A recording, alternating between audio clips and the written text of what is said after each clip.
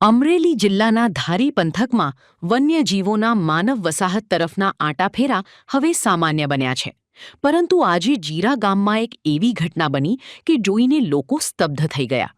Farm હાઉસમાં નવા બની રહેલા બંગલામાં આજે સવારમાં જ અફરાતફરી મચી ગઈ હતી. બંગલાનું કામ પૂર્ણતાના આરે હતું અને હજુ તો તેનું વિધિવત ઉદ્ઘાટન થાય તે પહેલાં જ દીપડાએ આ આલીશાન મકાનમાં ધામા નાખ્યા હતા.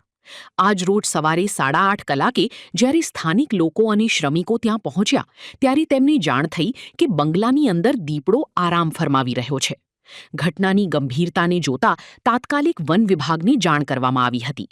વન વિભાગની ટીમ તુરંત જ ઘટના સ્થળે દોડી આવી હતી અને દીપડાને પાંજરે પૂરવા માટે રેસ્ક્યુ ઓપરેશન હાથ ધર્યું હતું. બંગલાના સાંકડા ખૂણાઓ અને દિવાલના કારણે રેસ્ક્યુ કરવામાં મુશ્કેલી પડી રહી હતી. છતાં વન વિભાગના કર્મચારીઓએ ભારે જહેમત બાદ દીપડાને સુરક્ષિત રીતે રેસ્ક્યુ કરી પાંજરે પૂર્યો છે.